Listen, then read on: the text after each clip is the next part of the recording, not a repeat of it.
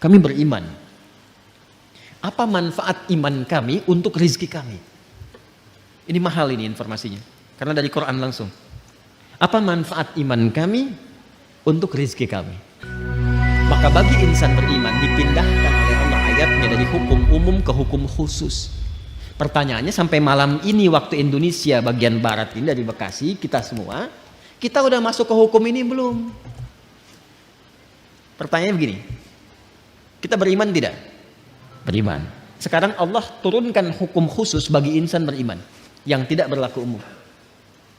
Kalau kita ikuti, maka terjawab pertanyaan kita, ya Allah, apa manfaat iman kami kepadamu yang hubungannya dengan rizki? Ya.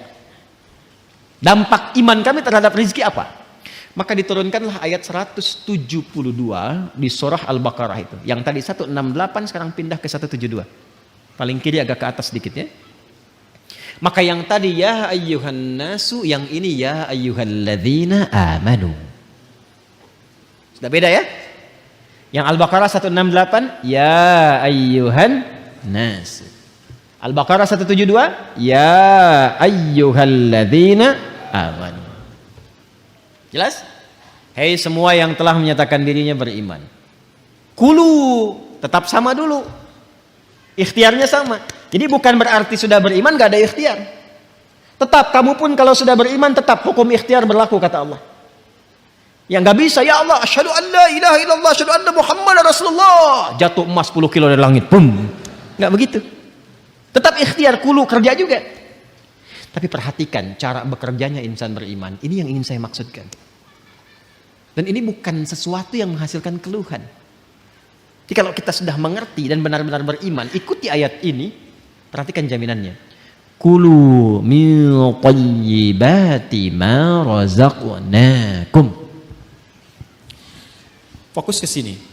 Al-Baqarah ayat 168. Kulu dengan ya ayyuhan nasu kulu mimma fil ard. Halalan thayyibah. Halalan thayyibah. Ya ayyuhan nas. Al-Baqarah 172. Ya ayyuhalladzina amanu. Nah, saya highlight ya. Yang ini ya ayyuhan nas, manusia, hukum umum, ini sifatnya universal. Yang ini ya ayyuhalladzina amanu, spesifik untuk insan beriman. Yang ini kulu mimma fil ardi. Yang ini kulu min thayyibati ma razaqnakum. Insyaallah. Fokus baik-baik.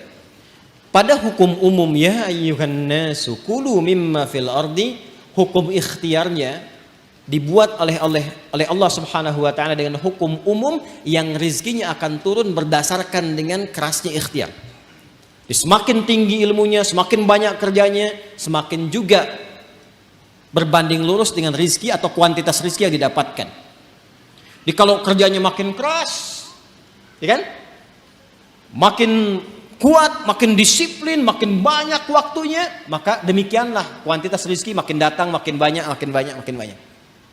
Bagi insan beriman, Allah rubah hukumnya. Perhatikan. Kulu min thayyibati. Dihapuskan kalimat mimma fil ardinya. Ini asalnya begini bunyinya. Min. Ma. Kulu silahkan kerja. Aktivitas ikhtiar.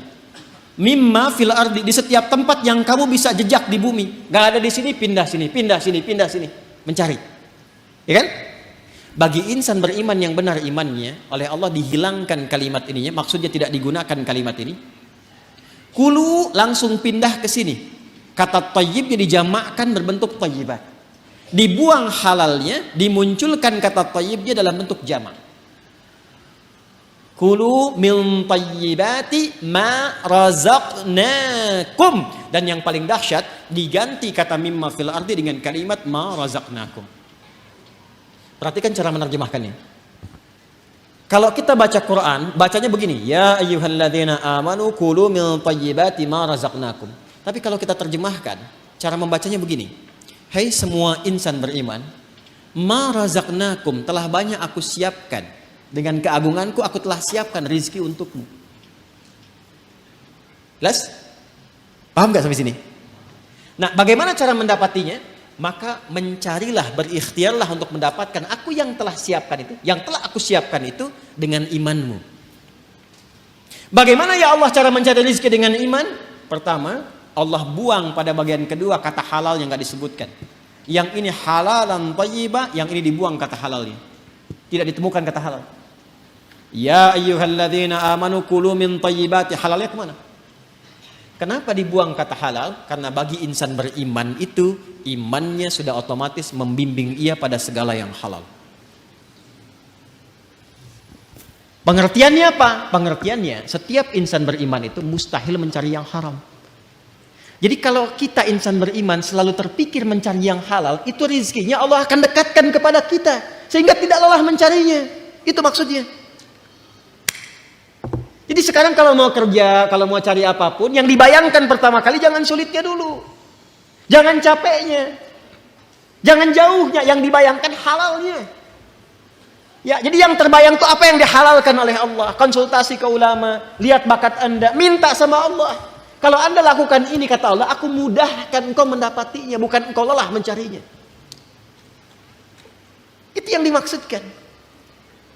Nah, kalaupun sudah dapat, iman itu akan membimbing kita untuk selalu menyikapi rezeki dengan asas manfaat.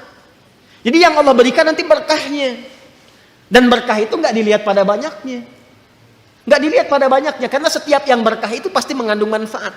Di ciri insan beriman itu sudah nggak lelah mendapatinya. Lalu nafsunya ditata oleh Allah supaya memanfaatkan apa yang dicari itu, segala yang bermanfaat untuk dirinya saja. Jadi akhirnya dia nggak sibuk banyak berpikir sesuatu, yang penting bermanfaat untuk dirinya dia dapatkan. Saya beri contoh begini yang paling gampang memahaminya.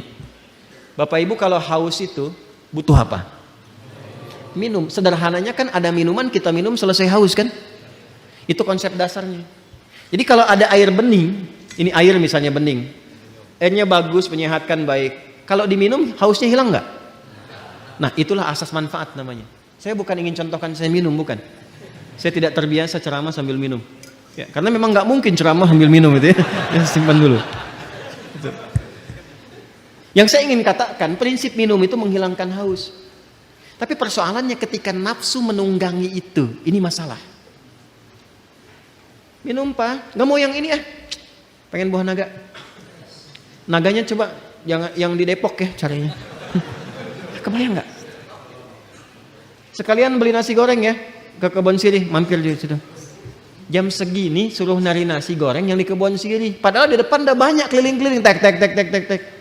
Nyari sana macet, dapat buah naga, begitu mau Kebon Sirih tutup. Akhirnya nggak makan gitu. Itulah nafsu. Itulah nafsu. Kalau sudah ditunggangi oleh nafsu berdasarkan provokasi setan. Paham nggak sampai sini? Maka insan beriman itu kalau dia mencari rizki dengan imannya, maka Allah akan bimbing dia mendapatkan rizki itu dan dijama'kan bentuk thayyibnya dalam bentuk berkah. Min thayyibati, aku tambahkan kualitasnya sekalipun dalam pandangan manusia kuantitasnya terlihat sedikit. Contoh begini, 1 juta dengan 10 juta banyak mana? Tapi kalau 1 jutanya berkah, maka akan berbeda kisahnya. Akan berbeda kisahnya. 1 juta kalau berkah dengan 10 juta tidak berkah, demi Allah saya katakan 10 juta tidak berkah, besok dipakai besok habis. 1 juta berkah, besok dipakai sampai akhir bulan gak habis-habis.